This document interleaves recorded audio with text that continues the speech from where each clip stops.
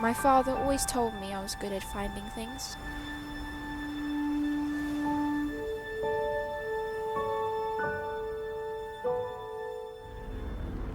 Computer, open Keys' log.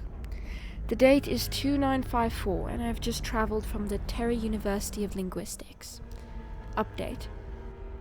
The Primarch of the Stellar Pilgrims, or my dad, is still missing, and I am heading back to Terra to see if my sister has found any more clues than I have. But on my way, I thought I would log some important things that I have recently come across. So a friend of mine reported debris on Cascom. Desperate, I went to go check, just in case. My hopes were however in vain, as it was an aged wreck, and there were no leads to my dad's disappearance. Regardless, she showed me some of her work and asked me to translate the old Xi'an text. What I found was unnerving, to say the least, so I wanted to log it, because this story has laid beneath the surface of Cascom for eons. A tale of man and the age of Mesa. But let's start from the beginning. The Castra system is more than just another point on the UEE map. Anchored by a massive B-type star, Castra's sun is a blue-white behemoth, 4 times larger than the sun at the center of our solar system, and close to 300 times brighter. This brilliant and darkly energetic star gives the system a haunting, almost mystical atmosphere. But it hides a secret. A sinister truth that the Xi'an, one of humanity's oldest rivals, understood all too well. Let's start with Castra I, known by the nickname Bullseye. This coreless, hostile world is rich in resources, but requires skill to navigate due to its hazardous environment. The military gave it this nickname, using the planet as a weapon testing ground. Charming, I know. Next, we have Castra II, more commonly known as Cascom, short for Castra Command. When the planet was first terraformed, the UEE moved fast to establish a fortified military base here, hoping to secure it before the Xi'an could respond. This rapid terraforming left Cascom shrouded in dense cloud cover, giving the landscape a perpetually moody, ominous vibe. This specific system became essential during the Cold War with the Xi'an. It was heavily militarized to defend against a potential invasion. In fact, Castra is an ancient Roman term for military encampments. This, to be honest, quite perfectly captures the system's role as a strategic fortress and first line of defense. Castra's importance skyrocketed due to its 5 jump points, especially the ones connecting it to the Oya system. Oya was a home to a pocket of Xi'an settlers who had broken away from the main empire, creating a rare window into Xi'an culture and space. But there was a dark chapter here that very few knew about.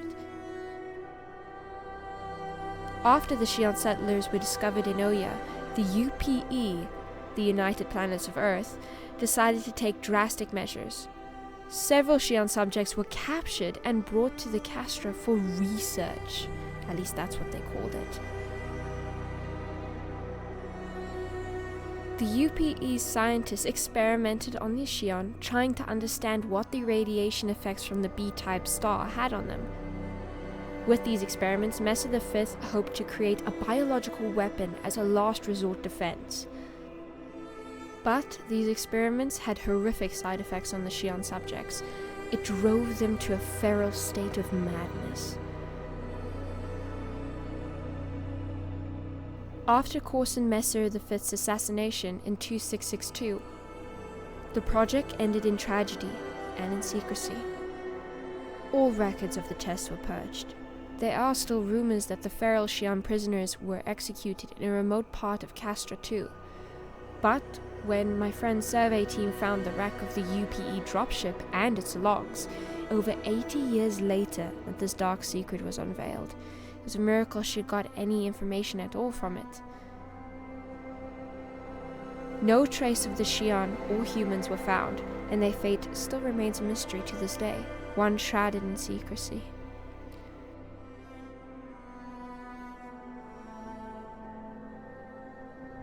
After the Cold War, the UEE realized that Castra no longer needed to be a purely military system.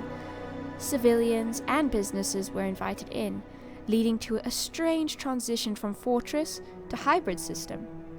Strategic incentives attracted major corporations like Kruger Intergalactic, who relocated there, taking advantage of Castra's robust infrastructure and safe trade routes.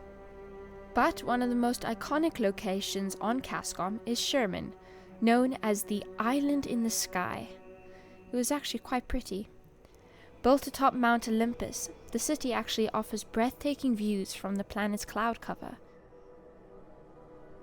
Sherman's architecture blends the Henoism style with the monolithic designs, making it a stunning yet ominous sight.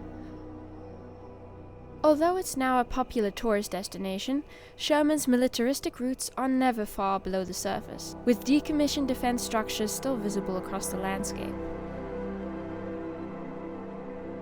As of today, Castra stands as a blend of past and present, civilian and military, a place where both stunning beauty and unanswered questions lie. The mystery of the missing Xi'an prisoners remains one of the galaxy's most unanswered questions, a tale that lingers like a ghost in the Castra system. After all, the Xi'an can live for over 500 years. Computer, end log.